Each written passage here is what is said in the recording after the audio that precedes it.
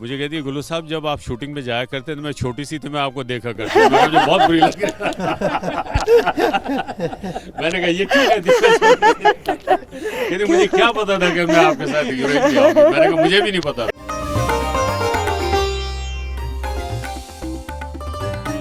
शाम के वक्त एवरन्यू स्टूडियो पहुंची। पुराने टेक्नीशियंस और हेल्पर्स रीमा को देखकर बहुत खुश हुए।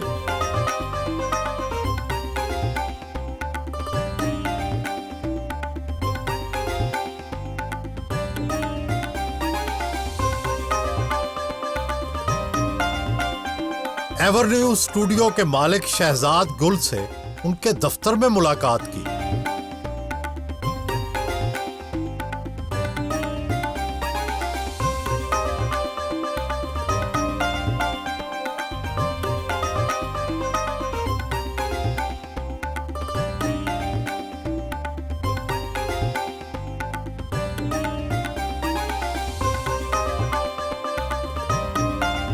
हदायतकार अल्ताफ हुसैन और साथी फनकार गुलाम वहीउद्दीन खसूसी तौर पर इनसे मिलने स्टूडियो आए।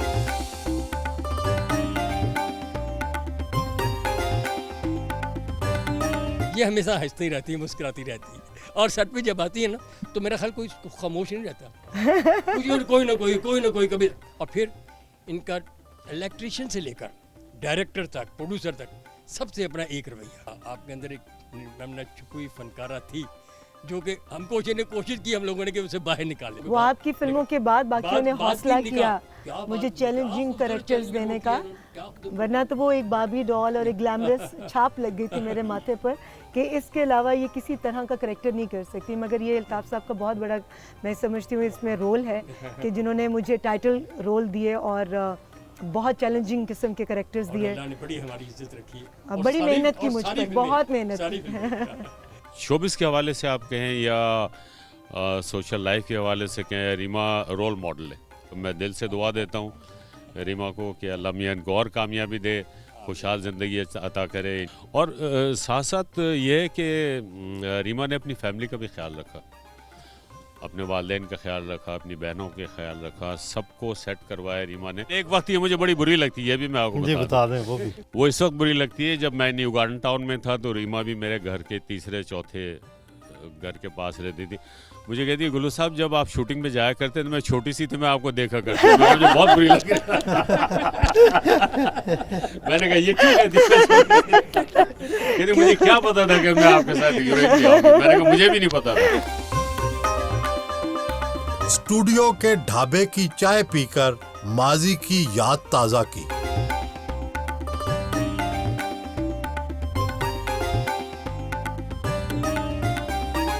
इनकी जो आदत रही है या इनका जो प्रोफेशनलिज्म है, प्रोड्यूसर का मेरा ख्याल में इन्होंने नुकसान नहीं किया।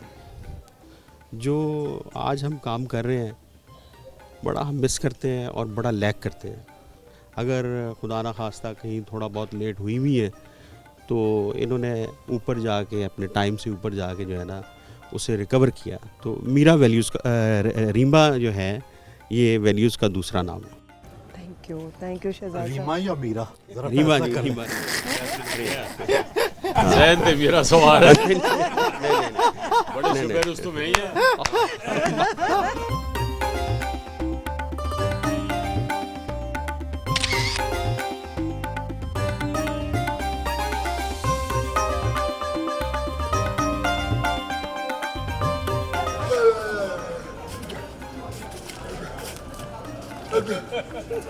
आऊंगी फिर आऊंगी, आ गई हो ना, आती जाती रहूं।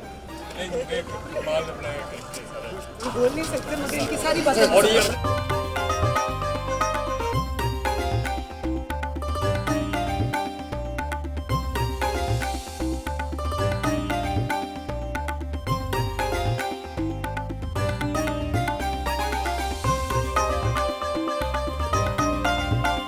जाती दोस्त और ड्रेस डिजाइनर आसिया साहिल खान से मिलने उनके घर पहुंची।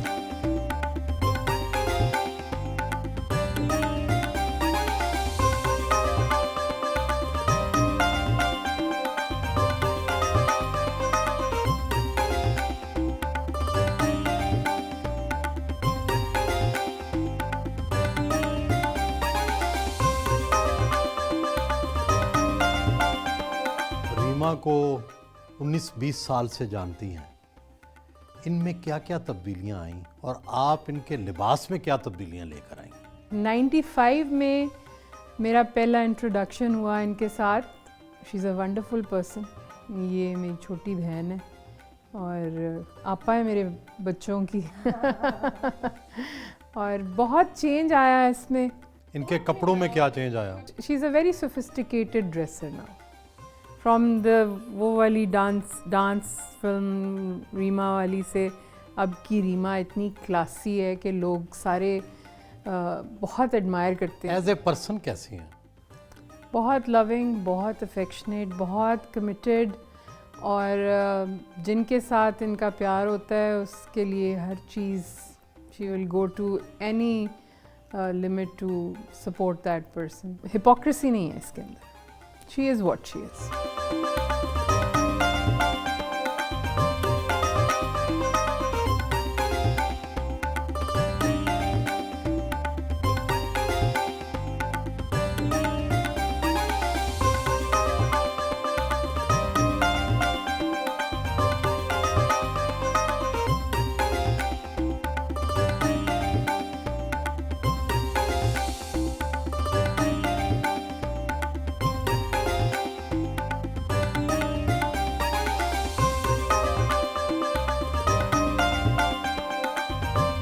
200 से जायद फिल्मों में काम किया, दर्जनों निगार अवार्ड और लाइफ अचीवमेंट अवार्ड मिले। क्या पाकिस्तान में अवार्ड मेरिट पर मिलते हैं? क्या जवाब दूँ सुहेल साहब।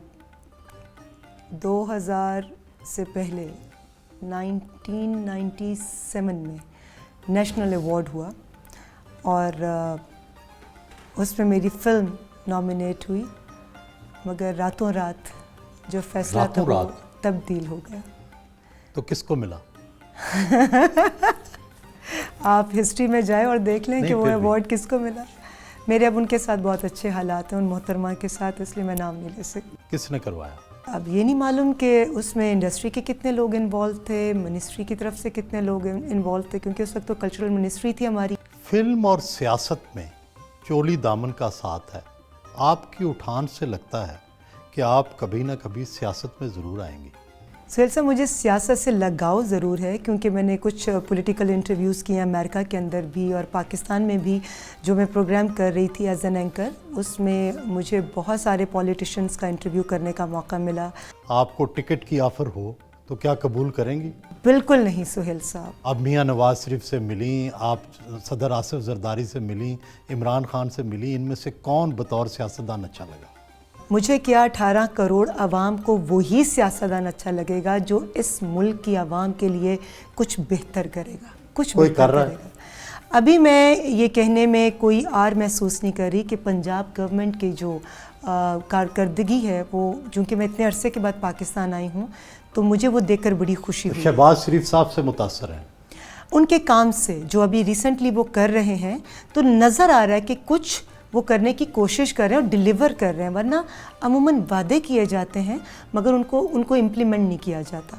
आपने कहीं कहा था कि मैं शेख रशीद का इंटरव्यू करना चाहती हूँ, उनसे आखिर क्या पूछना चाहती हैं? बहुत कुछ, अगर मुझे मौका मिला, क्योंकि लास्ट टाइम मैंने जब प्रोग्राम किया था एज एन एंकर एक चैनल पर, मैंने बहुत सारे पॉलिटिशियंस के इंटरव्यूज़ किए थे और जितनी भी जमातों से ताल्लुक़ रखने वाले नॉन पॉलिटिशियंस हैं, मुझे इत्तफाक हुआ उनके साथ बैठने का, उनसे सवाल करने का, लेकिन शेख साहब अवेलेबल नहीं थे उस वक्त। तो कहीं ऐसा तो नहीं कि वो आपके सामने बैठने से कतराते हैं? I don't think so. वो इतनी पुरतमाद शख्सियत हैं और इतनी इंटरेस्टिंग शख्सियत है उनकी, वो इतने खूबसूरत जवाब देते हैं कि बीइंग एन एंकर मेरी भी ख्वाहिश है कि मुझे भी मौका मिले और मैं उनसे ज़रूर सवाल करूं। ऐसा लगता है कि वो आपकी अदाकारी को बहुत पसंद करते हैं, आपकी शख्सियत में भी दिलचस्पी लेते हैं। ये तो वही बेहतर बता सकते हैं कौन किसको कितना पसंद करता है या किसी की शख्सियत में कितनी दिलचस्पी लेते हैं। आप तक कभी इजहार किया आपके सामने? नहीं, मेरे हस्बैंड के साथ उनसे मुलाकात हुई लास्ट ईयर हिंदुस्तान में, दिल्ली में एक शादी थी जहां इमरान खान साहब भी आए हुए थे और शेख साहब भी आए हुए थे और बहुत अच्छी मुलाकात रही, बहुत अच्छा लगा उनसे मिलकर। और मेरे हस्बैंड ने भी उनकी तारीफ़ की कि ये बहुत हाजिर जवाब सियासतदान है और बहुत ओपनली जवाब, बल्कि मुंह तोड़ जवाब देते हैं, ख़ासतौर पर इंडिया को। लेकिन आम तौर पर वो अपनी रंगीन मिजाजी की वजह से भी मशहूर है। अब ये आप बेहतर समझते होंगे, मैंने ना उनका ये रुख देखा है, ना मैं इस पर कोई तज्जिया कर सकती हूँ। कहा जाता है कि शादी से फिल्मी हीरोइनों की मकबूलियत में कमी आ जाती है। क्या आपने भी कुछ ऐसा महसूस किया? शादी से तो इज़्ज़त में इजाफा होता है, कमी कहाँ आती है। शोहरत का अंदाज़ तब्दील हो जाता है। ये डिपेंड करता है कि आप लोगों के सामने शादीशुदा होने के बाद किस अंदाज से आते हैं। शफकत चीमा हो या दर्जनों परस्तार जो आपका हाथ थामना चाहते थे, शादी करना चाहते थे, वो तो बड़े मायूस हुए होंगे। ये बल्कि मैं अमेरिका में थी, मैंने शफकत चीमा साहब का इंटरव्यू सुना।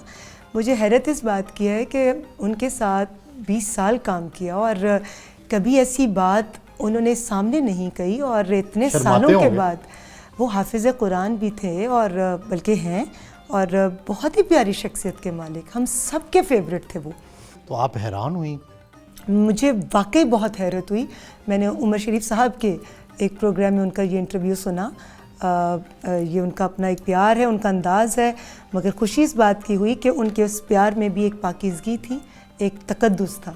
आपके शौहर कहते हैं कि आप बहुत लंबी लंबी दुआएं करती हैं, सब कुछ तो मिल गया, अब खुदा से क्या मांगती हैं?